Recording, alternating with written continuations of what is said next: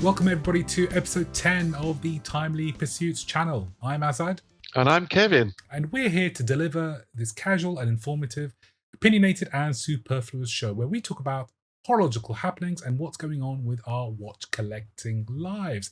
It's been a little while since we last recorded. Kevin's been off on his travels, and of course we had Easter as well, which kind of gets in the way when the kids are at home and can't find a quiet moment for yourself. But how are you, Kevin? I'm doing very well indeed. It's nice and sunny. Maybe summer's arrived, certainly early, because this is now beginning of May and it's beautiful out. But yeah, life is good. How's things with you? Yeah, pretty good too. Also enjoying the sun. You know, it really does lift your mood, doesn't it? Especially in the UK where we don't get enough sun at all. Annoyingly, I've had a bit of a foot problem, also limited mobility, and that meant I haven't been able to get to as many events as I'd like to. But then again, it has actually been quite quiet because of, you know, Watches and Wonders and so on. So it hasn't been a total loss overall. So, Kevin, what's on your wrist today? Today is something we may or may not talk about later, keep in suspense. It's the Rolex Batgirl. Very, very nice. This for a couple of years. Yeah, can't complain. It's a nice watch, but we'll see how nice it is. How about you? What are you wearing? Well, I'm wearing a new piece for my collection. I am wearing the white ceramic Zenith El Primero classic skeleton. I don't know how well that's coming through. Probably not, but we'll put some footage up a bit later on for it. Yeah, I decided I needed a summer watch, and I've been a big fan of the updated El Primero movements for quite some time now. Really like the open work design on this one. And of course, it being ceramic means it looks fantastic. There are no scratches on it at all. On rubber, very light, very comfortable to wear, especially in the warmer weather. And you still have a fascinating dial to look at and a great movement to back it up as well. Keep it really interesting, even though you're trying to wear something a little bit less bulky for this time of year. Looks great. I mean, that's perhaps a topic we can touch on another time. Summer watches, what to wear in summer, and what is your favourite summer watch? But yeah, it looks great. I'm really happy for you. It's been a few weeks now since Watches and Wonders, and of course, Kevin was out there enjoying the show. Hopefully, Kevin, you've now had a bit of time to really consider your favorite pieces, your favorite brands, and some of the other things that has happened there. Why don't we start off with you just giving us a bit of an update about how the trip went overall before I ask you some more questions about some of your favorite pieces? Sure, absolutely. I mean, the trip was fantastic. We flew out on the Tuesday morning and we were there all week until Friday evening. So we were there for the press stroke retail week or 4 days, as opposed to the public days. But yeah, we had a great time. Lots of events, lots of watch shopping. Actually, I didn't buy anything. You'd be glad to know. And Elaine, my wife, who's going to be glad I didn't buy anything. But there's so much there. You get to see everything. You see all of the releases at the time. You also get to see the embargo pieces, which are coming out later in the year. So got some great footage of those pieces from various brands. And all in all, it's a fantastic event. You enter there at 10 o'clock and you don't come out till 7. And during the time, you get to see lots of watches, lots of lunches and drinks, lots of champagne. You drink so much champagne, it is ridiculous. But you don't have to drink champagne. You can drink coffee, there's soft drinks, but it's all catered for, so you don't actually have to leave Palexpo where it's being held. It's great, fantastic, great 4 days. Looking forward to next year. Very good. And did you just stay at the show, or did you get a chance to go to some of the other smaller shows, the satellite shows that were going on? I did manage to get to a couple of satellite shows. I mean, Time to Watches, which was literally next door to Palexpo, and they had 70 brands there. It's a smaller place, much smaller, but you had the great brands there. Fears were there. You had Wolf there. You had quite a few British brands, and you get to see so many different things from interesting parties from all over the world. It's incredible. Next year, I strongly recommend that people do go to Time to Watches wherever it's been held.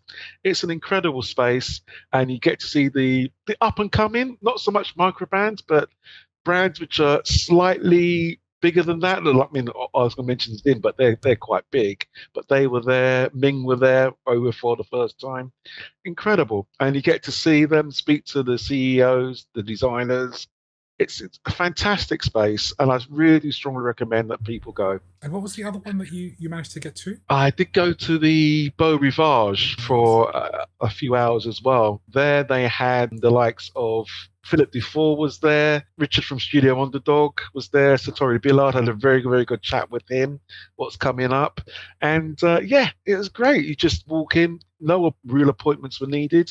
One thing I do stress, especially if you go to Palexpo, Watches and Wonders, in fact, all three of them, as it's mainly for retailers and press, if you don't have an appointment in the first 2 days, there's no point rocking up and saying, oh, can I see the latest releases, have hands-on with them, the touch and feel event, because they are fully booked with retailers who are there to buy, to purchase, and also press who are taking pictures. So, but yeah, if you're a normal person like me who gets invitation, of course you can get to see the watches, but you won't have time, have a proper interview with them.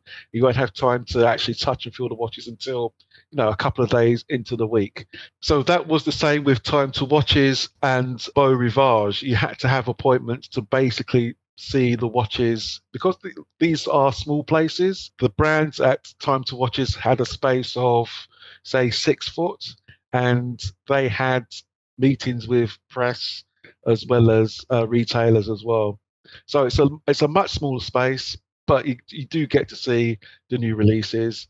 It's you see so many things, so many interesting things at these events which you don't see at Palexpo, because they are concentrating on mass market. They're well-known brands, and they don't really push the envelope. Brands like Constantine Chaikin, Ming, they were all there at Time to Watches, and they do push the envelope. It was great. So, in terms of the main event, did you manage to organize any? I don't know. They're still calling them touch and feel sessions with the brands. Touch and feel sessions. Yeah, I did manage to see quite a few brands. Bell and Ross. I saw their watch releases for the full year. Very, very interesting what's coming up. So yes, I had a look at the Grand Seiko watches. Incredible. They had a fantastic array of vintage pieces from the 60s right up to present day. And I did see the 2 releases. They've got their new spring drive movements in them, which are plus or minus 20 seconds a year. Now, try and get your head around that. It's 20 seconds per year. That's an incredible achievement from Grand Seiko. And they looked impressive. Were those the ones in the smaller cases? Yes, they were. They're 37 mil. I did manage to try one on. I thought I could get away with it. I'm still on the fence, to be perfectly honest, because it says 37 mil, but I think I can get away with it. I mean, again, don't look at the specs, because ultimately I would have said 37 mil. There's no way it would suit my wrist. But yeah, I think I can get away with it. And Kevin, did that one also have the new bracelet with the micro adjustment clasp? Because that's obviously a first for Grand Seiko. Yes, it does come with the new micro adjustment. I had a chat with Grand Seiko only this week, so I popped into the boutique and had a chat with them. And believe it or not, the talking points from the Watches and Wonders event was not about the movement, was not how wonderful the dial is, not about the history of the brand and what they brought to the show as in the archive pieces. No, it was the fact that Grand Seiko have finally done a micro adjustment bracelet. Yeah. And that's what everybody was talking about. That was the outcome of the show. Well, in fact, in my eyes, the movement is the star of the show. 20 seconds per year is an outstanding achievement. No two ways about it. Yeah, I understand the sentiment. I mean, for me, if I can now buy that clasp and retrofit it into some of my Grand Seiko bracelets, I absolutely will. I really love my Grand Seiko watches, and actually I do like the bracelets as well. But on a hot day like today, I just can't wear them. There's barely any adjustment in there. Yeah. I don't have the time to stick another link in just to get through this week, because I mean, let's be realistic, the sunshine's not going to last that long, is it? So knowing me, if it's hot, I just won't wear the watch, and I'll wait until it cools down. So Right. yeah, if they make that available to purchase, then fantastic. I think it'll be really a step forward for collectors. So in terms of some of the other brands that you saw, who were the ones that stood out for you? I suppose I really should mention Chopard. They really knocked it out of the park. Had a touch and feel event with their sales staff. Managed to meet because it's family owned. I met the father who designs the men's watches, and also met the daughter who designs the jewellery pieces, which Chopard sell. They were great. I mean, they were fantastic. There's a new Alpine Eagle in titanium, which is absolutely stunning, and which I think is limited edition. They've come out with so many stupendous women's watches. It's outstanding what they've done, and the price points.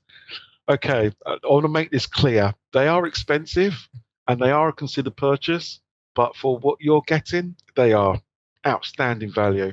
Outstanding value. And I know I'm talking, 20, £30,000, but it's incredible what they are doing.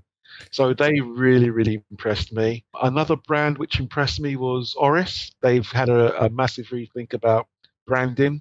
So they've come out with a couple of pointer dates, which are really, really cool. To be honest, I'm sure there's so many brands that I did see which I didn't mention here, because you go into overload and you just miss things and you blank things. I mean, for instance, I didn't even get a chance to go to Cartier and Pagier. I would love to have seen those, but just didn't have enough time, even though I was there for the full 4 days. So I'm trying to think who else impressed me greatly. IWC had a good year as well, definitely.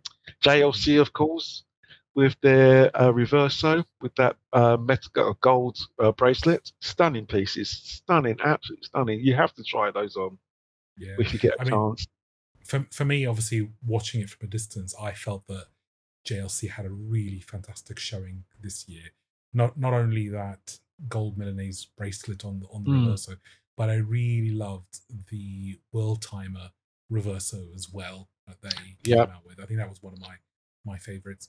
The Patek as well, that the new Patek that they did with the long power reserve was pretty cool. I quite like that piece as well. But again, it's a bit difficult for me because obviously I'm not there. I can't see them in person. No touch and feel for me. But that's okay. I can enjoy it from a distance. Which of the brands you think underperformed or came out with something really weird? You just think, why are they doing that? Oh, I'd rather not say, to be perfectly honest. Because I'm pretty good friends with them. However, I just couldn't get my head around it. I really couldn't. Yeah, I'm not going to say the brand. Okay, well, one of the trends we noticed this year were quite a few jump power movements coming out, which was quite interesting. I thought some were executed better than others. I'm the one I'm very concerned about actually is the one that Cartier released, and I appreciate it's quite an old design. It's something that they actually had before in their catalog. They decided to bring it back as one of their historical pieces. But I just wonder about it not having any kind of crystal. So the disc is exposed underneath the face of the faceplate of the main case. I mean, what happens if it rains? Can it stand a bit of rain? I genuinely don't understand. And then within that release, they did two different variances. One was more straightforward, where all the numerals were facing you and it's all normal. The other one had slanted numerals, but as far as I can tell, it slanted the wrong way. So not slanted like a drive watch is, where at an angle you can see it. You literally have to turn your wrist entirely the wrong way, or show it to somebody else to be able to tell the time, which I thought was a bit odd. Yes, that one really missed the mark for me. I mean, Hublot always manages to do funny things that people don't like, including myself. But I kind of put that to one side. It's kind of like expected from them nowadays. But I thought, that Cartier release was the one that personally I'd be awarding the wooden spoon, if you like. Yeah, I understand your reservations on that piece. That you're referencing the platinum version of the two that they released, and not the gold one. The gold one is more straightforward. The platinum one is weird. I just can't get my head around that one either. But Hublot had a a good touch and feel of session with them. I liked them. I did like the Hublot. There was a red ceramic they've done, which I'm not too keen about. It's the shade of red particularly, but overall they had a good showing. Absolutely, 100%. But going back to your jumping hour, I do like the Bremont, Oh, okay. the black dial jumping hour. Not the gold one they did. Not the gold Gucci looking one though. Yeah, that's pretty bad. But the gold one, absolutely. Davide has done a great job with that. The designers has done a fantastic job. The black dial is really quite shiny, quite lustrous. I love it. It's a great looking watch, not too thick. And I didn't see that one coming, not at all. It's a great piece. And I have to say, apart from Gold Watch that they did, they had a good showing again. I think you'd be glad to know that they've sorted out the fonts on that. There's not too many on each dial. And they have had a fantastic showing. Davide's done a great job, I have to say. Do like it. Let's hope the sales represent them going forward. I did notice they brought back the Martin Baker watch. They've released a new version of that, which obviously is one of the more popular lines from Bremont. So I'm glad that has survived the kind of the rebranding and the refresh as we go forward. So yeah, I mean, I thought they had a reasonably good show, apart from that gold jump hour watch. It will take time for them to kind of bed in the new lines, the land and the sea lines, in addition to the pilot style air lines that they've always had and they've always been known for. But I personally, I've always felt that although the rebranding didn't go particularly well amongst collectors and the media, personally, I thought it made a lot of sense to try to diversify the portfolio and to attract more people to the brand. I think it was quite important. Maybe it was just a bit of a big step in a very short amount of time that put people off.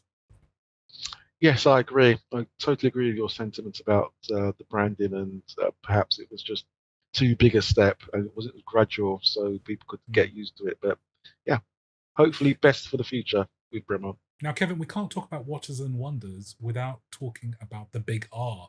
Did you manage to get to see some of the new releases there? And more generally, what did you think of them? We were pretty close on our predictions, weren't we? We were. I did manage to get a chance to try on one or two pieces, and obviously the big event, the big launch was the Land Dweller, which I still can't get my head around the name. But as a watch, as part of horology, they've done a cracking job. They really, really have. And I do like certain pieces that they have come out with. I'm not sure about the full white gold, left-hand drive, green and black GMT. Yeah, it's not really my type. They did do the green, blue dial Sky Dweller, full gold, which was very, very nice. And the Tiger Eye stroke, iron ore stroke, whatever it is, that material dial with the GMT Master 2. That was really nice as well.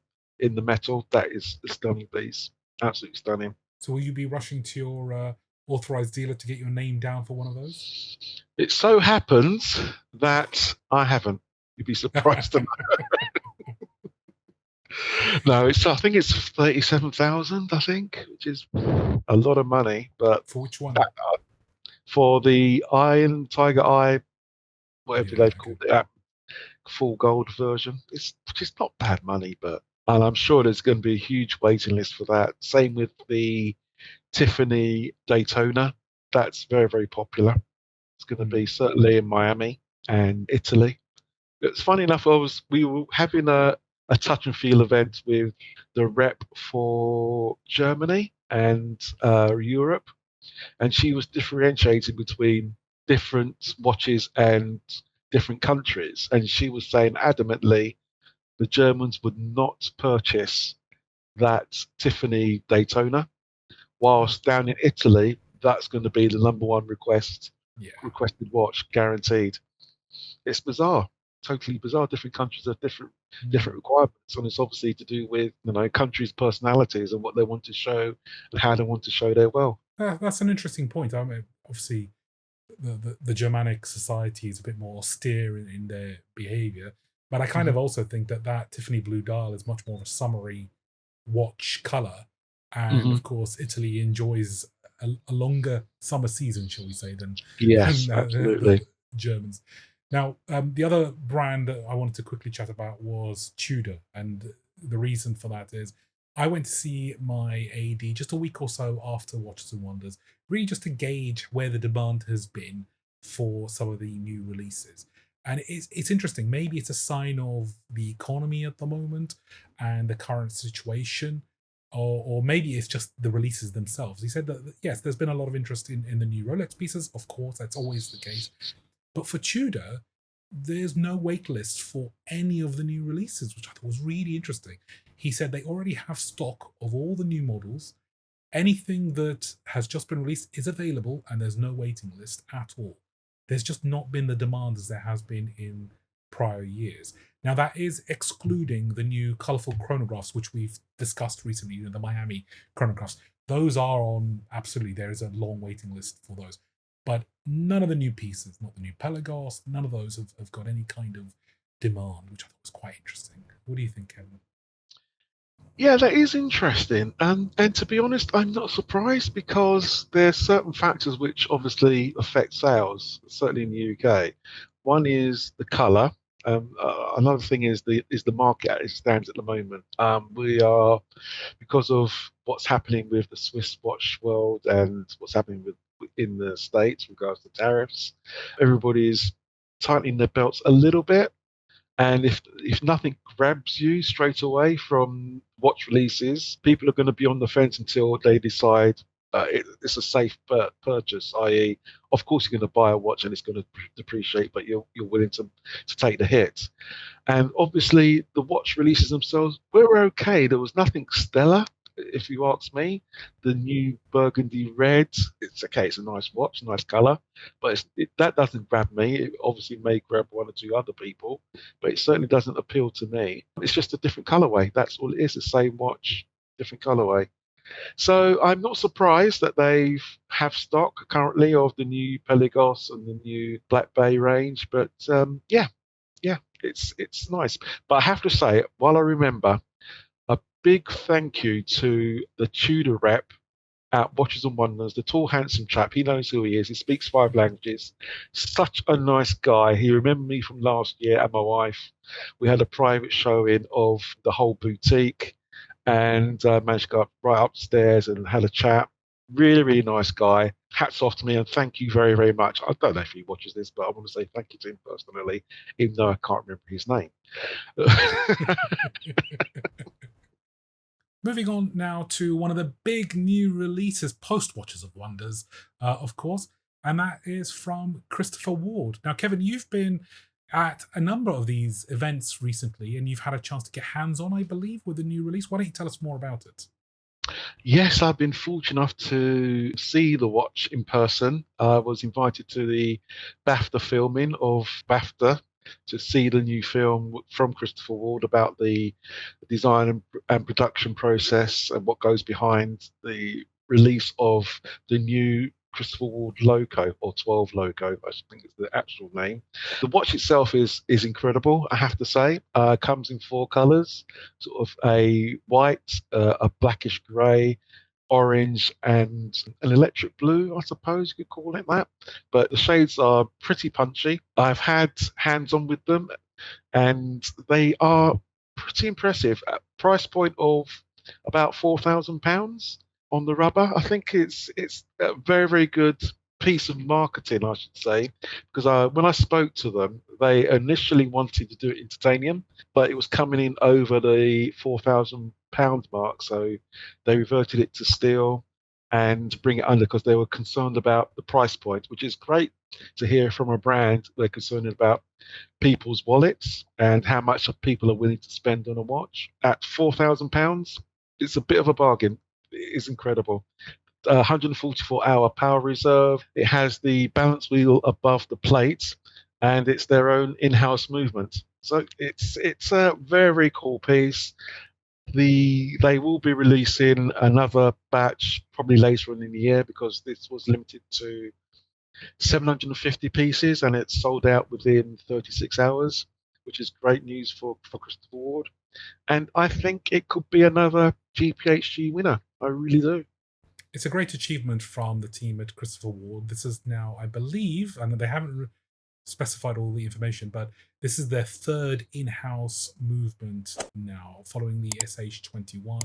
The Belcanto is a modification of their own jump power movement, which goes into a number of other watches in other brands as well. And this is now the third of these movements. And I believe that they're still to publicly release what the second one of the three of these movements are. I believe that's coming in another watch going to be released later in this year. It's an attractive watch. I think you have to really value the view of the balance wheel running in the way that it does above the platine, because of course you are sacrificing legibility of being able to tell the time.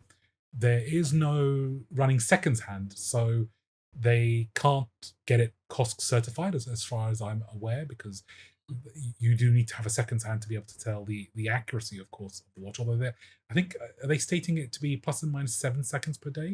Is that right, Kevin? It's actually -0 +7. Oh, okay. But again, you normally, if you skew it that way, it's because you can then hack the watch and bring it in line every day to make sure you're at the correct accuracy. But of course, again, no running seconds hand, so it's impossible to tell how far out you are.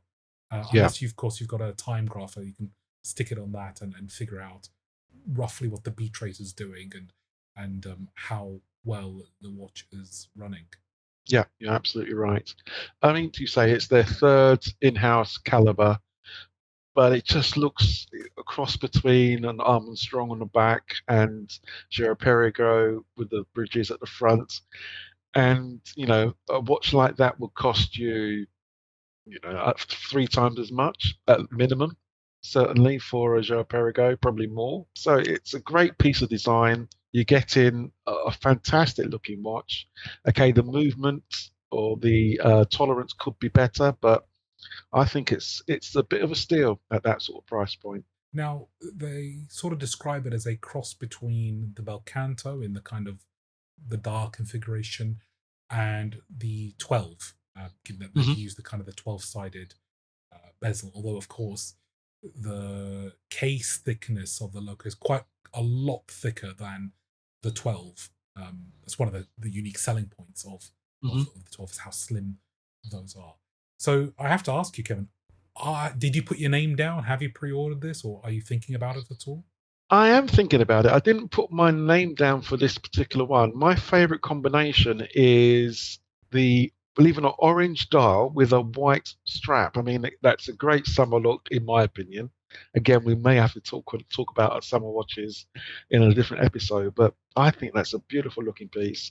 Normally, when I saw the press release, I gravitated definitely to the black grey, but in person and even at the film, people overheard me saying, "Oh, I'm not sure about that orange in the." Apparently, Mike looked round. Apparently, but actually, in person, in the metal, it looks great. I have to say, it's almost like papaya, the McLaren color, Formula One team they use. It's a lovely shade of orange, and it works well. And the thickness, it's 13.9 millimeters thick, so it's slightly on the thicker 5, certainly compared to the titanium 12. But yeah, you can still get it underneath a cuff. And lug to lug is 47.5 millimeters.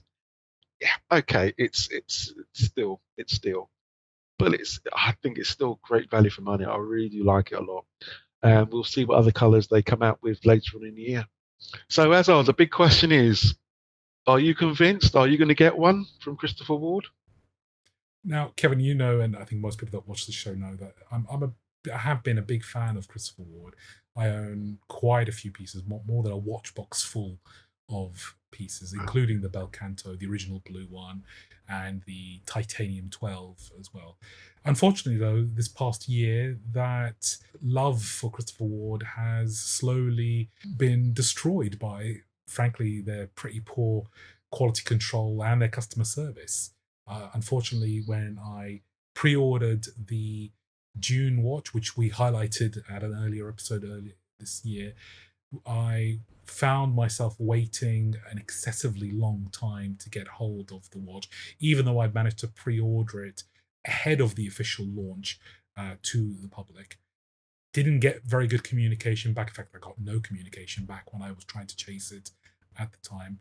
And then when the watch finally showed up, it was faulty. It had the common now Sellita SW200 problem, which is where the lubricants in the watch dry up or they're not applied correctly.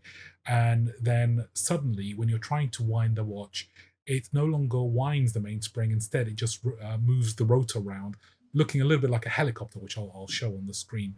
Managed to send it back, and to their credit, once I finally got hold of somebody, which in itself is quite difficult to do, they were quite apologetic, and they offered me quite a considerable discount to keep the watch, and they offered obviously to replace it with a new one. I had to wait quite a few weeks to get a new one because these things had sold out. Sadly, when the second one arrived, it also arrived faulty, and of course that was absolutely infuriating. Managed to get it back after a few weeks, and then had to wait approximately 5-6 weeks for the third one to show up again because they had sold out and they were on back order. Unfortunately, the third one showed up and it was also faulty. Now, I mean, that's pretty amazing, right? You've sent something back, you've told them what the problem is. You'd think they would check to make sure that the same fault isn't in the replacement that's being sent out. And in the end, I had to physically go down to Maidenhead headquarters, give them back the watch, because frankly, that saves about 2 weeks doing it that way, and say to them, look, can you just pull one out of the stockroom and let me check it in person to see if it works before I take it off you? Because clearly, there's no QC in Switzerland, wherever these things are being put together. There's definitely no QC in Maidenhead because these things are being sent out faulty. And if you think this is an isolated case, it's not. Quite a lot of people have had issues on this. You can find people posting about it in the Facebook groups, some of the Reddit groups as well. And sadly, it's not just an issue with this particular watch or this particular movement. You're now starting to see more reports of faulty watches being sent out. And it's a real shame because, I really like what Christopher Ward are doing, what they've done, the direction they're heading in. It sort of feels to me that they may have grown a little bit too quickly for their own ability to maintain a high quality standard for their customer base. And because of that, they're losing customers left, right, and center, especially from the older collectors that have been around for a while, that really supported the brand in the very early years. They haven't really come in on a Belcanto or on a Loco now.